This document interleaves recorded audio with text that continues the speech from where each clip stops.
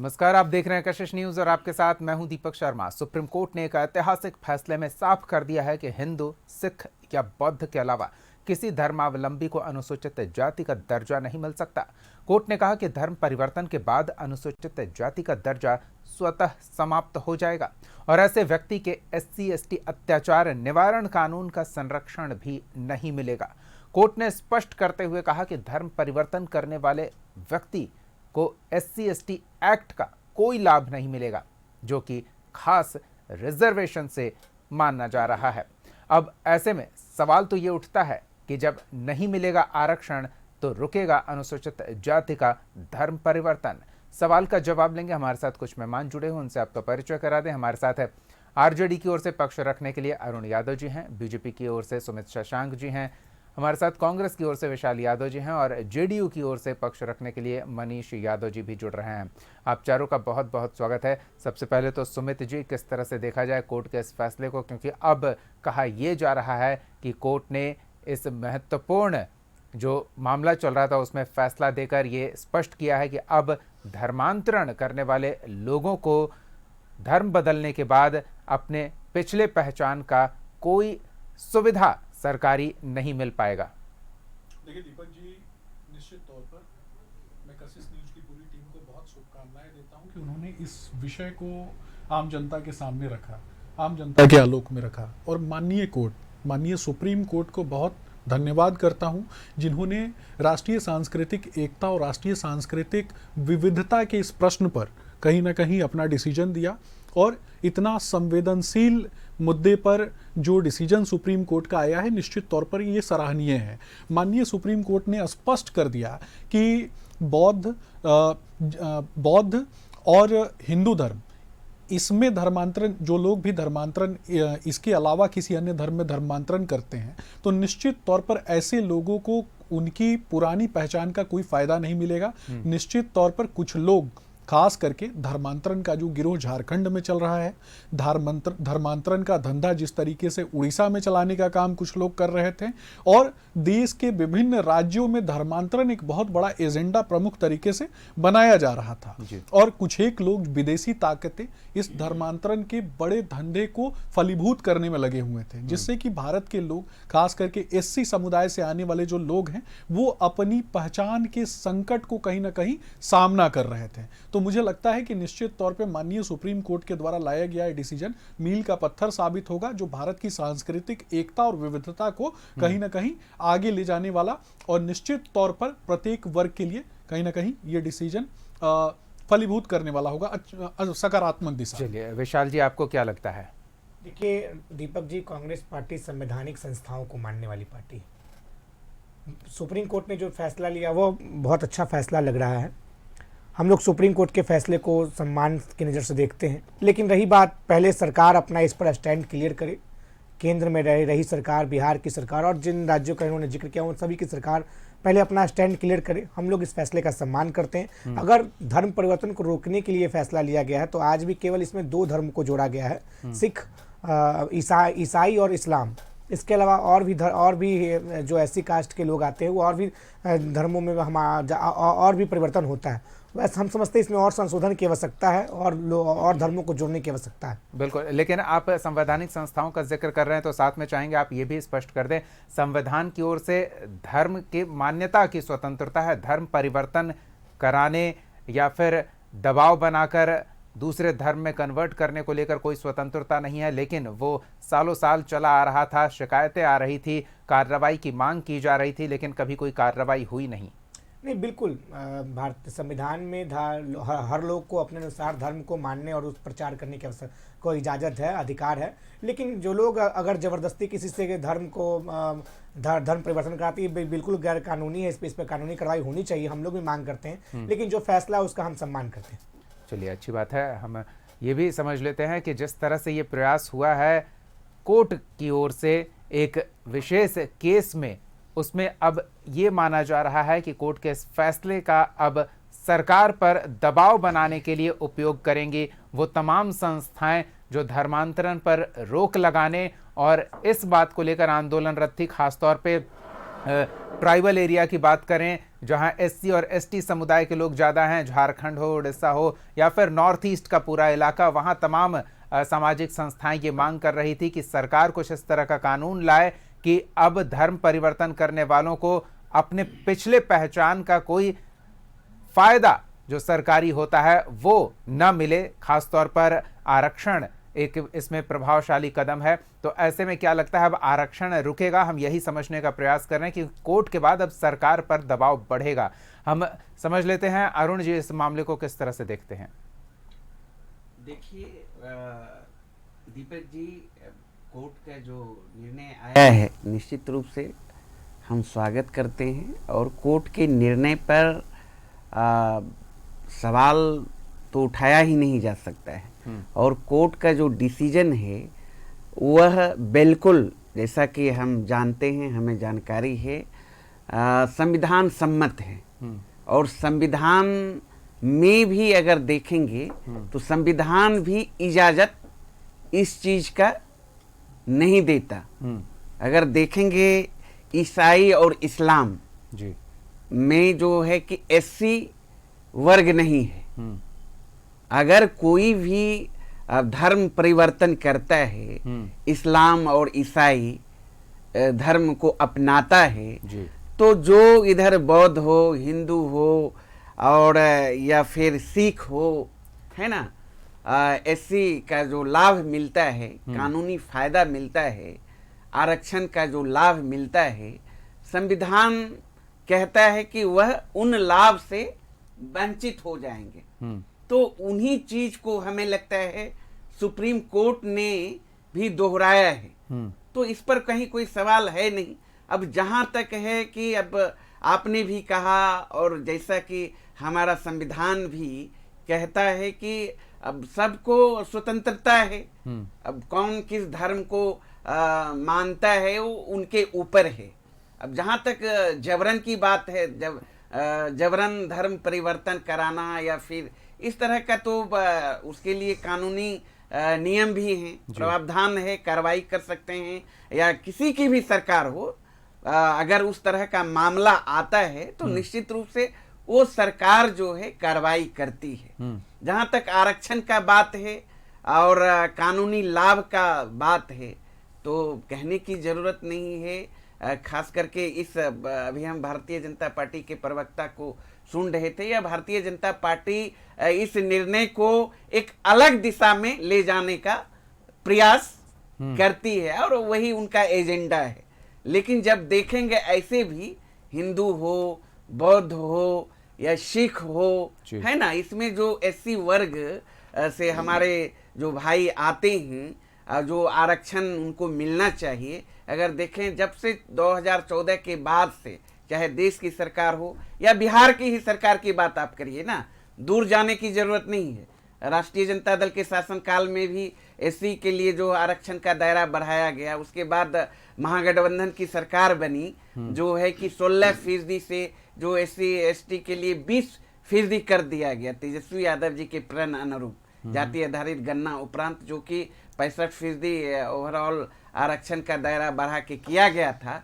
और आप जानते हैं कि किस तरीके से भारतीय जनता पार्टी की सरकार ने केंद्र में जो बैठी है उन आरक्षण को खाने का काम किया, 9वीं अनुसूची में जो है शामिल नहीं करने का काम किया, जिसके कारण हम बिहार की बात करना चाहेंगे कि प्रत्येक वर्ष 50,000 से अधिक जो नौकरियां है उससे वंचित होना पड़ रहा है सरकारी नौकरी से। तो सरकारी वैकेंसी है ही नहीं, और जो है दो महत्वपूर्ण लाभ बातें आ जो गई। है एक, दलितों को, पिछड़ों को इनकी सरकार में नहीं बिल्कुल मिल रहा है। दो महत्वपूर्ण बात आ गई।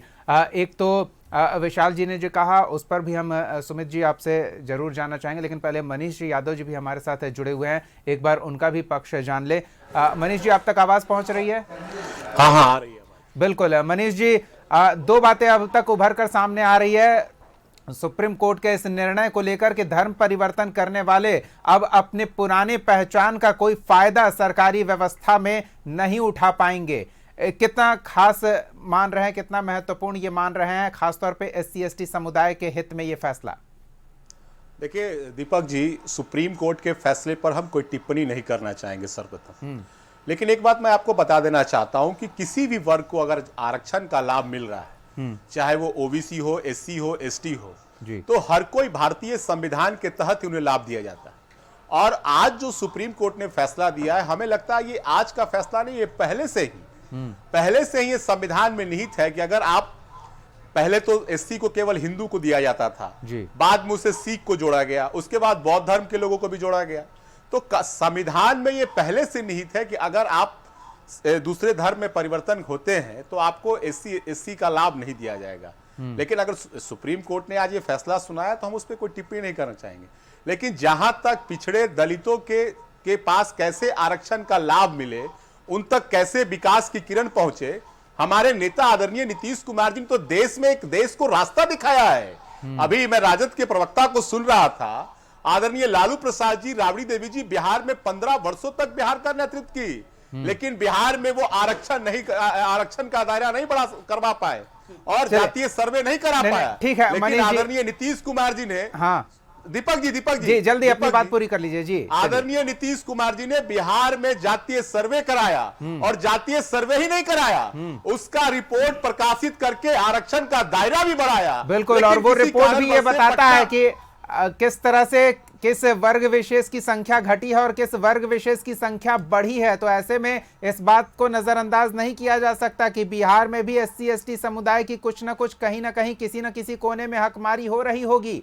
उसको लेकर सरकार की संजीदगी भी झलकनी चाहिए। आदरणीय नीतीश कुमार जी ने, सुन लीजिए दीपक जी, आदरणीय नीतीश कुमार जी, मैं आपको पहले ही बोला कि समाज के अंतिम व्यक्ति तक विकास का किरण कैसे पहुंचे, उसके लिए नीतीश कुमार जी लगातार काम करते हैं। बिहार में पंचायत चुनाव में आरक्षण किसने दिया?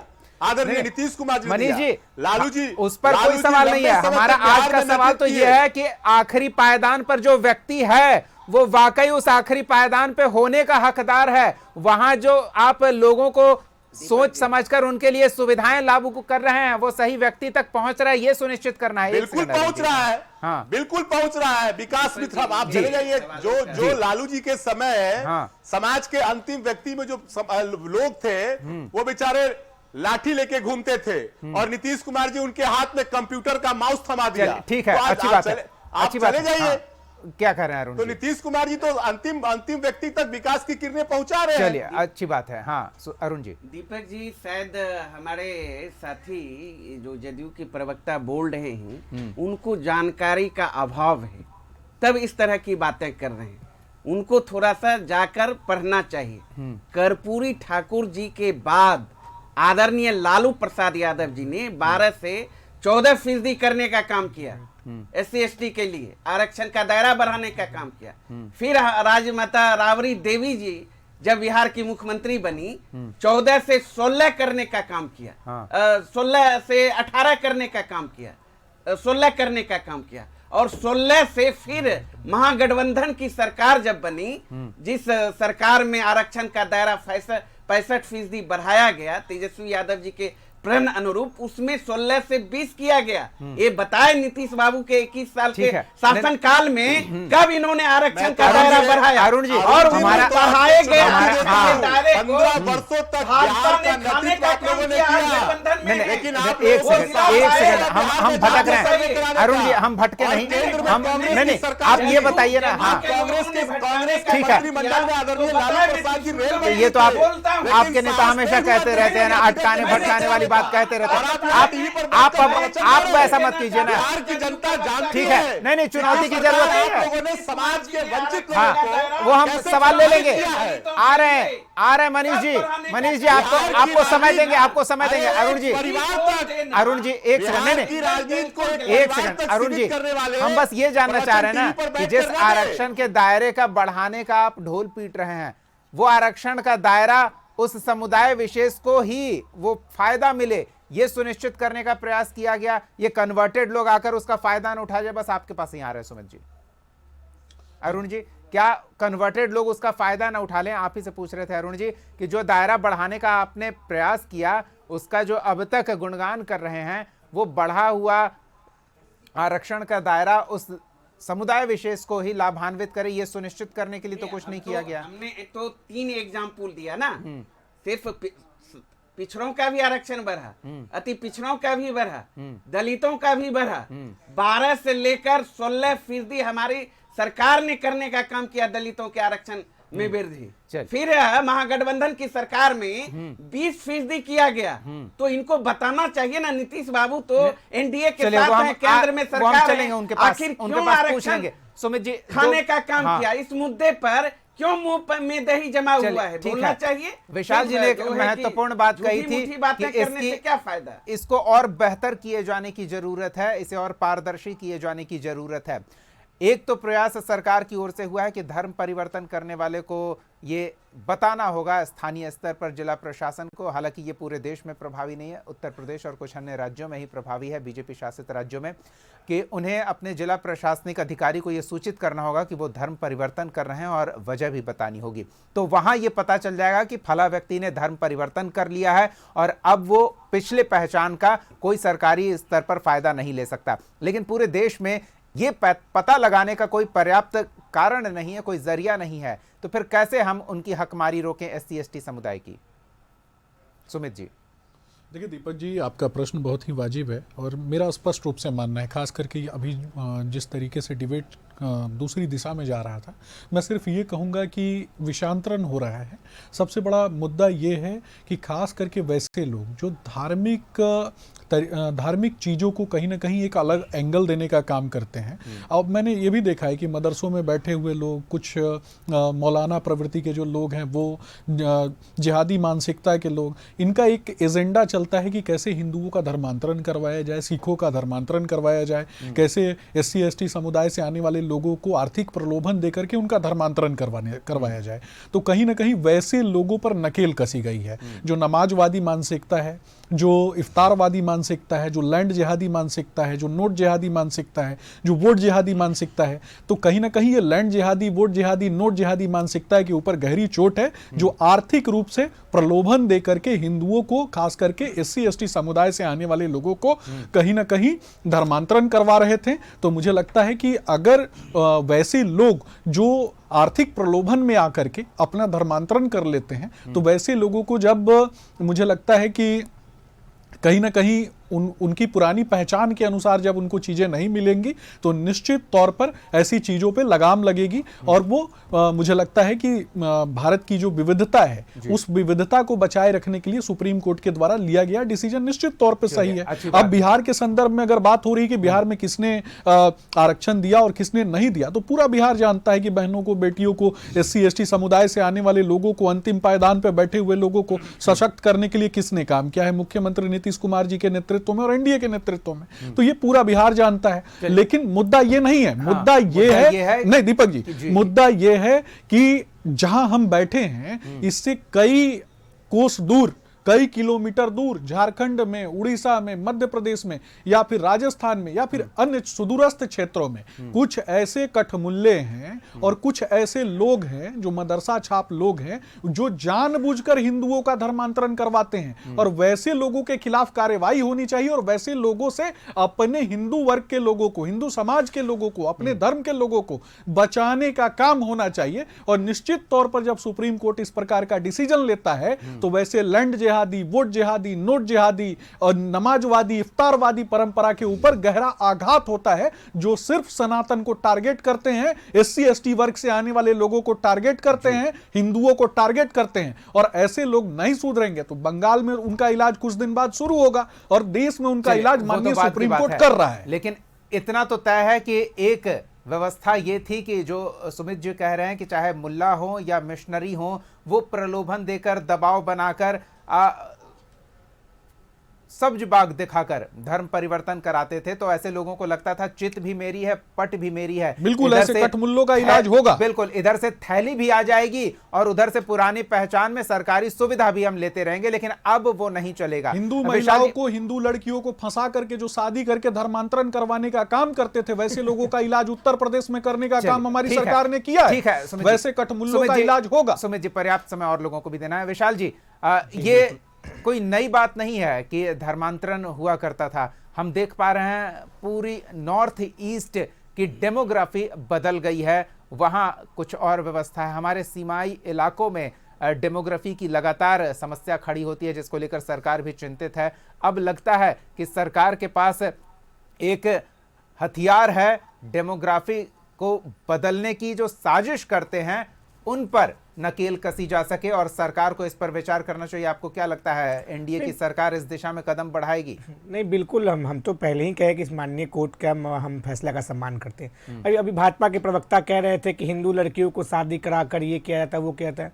अभी प्रभु शंकराचार्य ने आरोप लगाया कि आरएसएस ने 10 लाख हिंदू महिलाओं का विवाह मुस्लिम परिवार में करा दिया गया। उन पे कार्रवाई होगा कि नहीं होगा? कब आरएसएस पे कार्रवाई की जाएगी? 10 लाख, एक दो नहीं। शंकराचार्य जी ने आरोप लगाया कि 10 लाख हिंदू महिलाओं का विवाह मुस्लिम परिवार में करा दिया गया। उससे धर्म परिवर्तन हुआ या नहीं हुआ? इस पर आरएसएस पर कब आपकी सरकार कार्रवाई करेगी? और आप इतना ही आरक्षण का समर्थक और शुभचिंतक बनते हैं तो महागठबंधन की सरकार ने 65% आरक्षण बिहार वासियों को दिया था।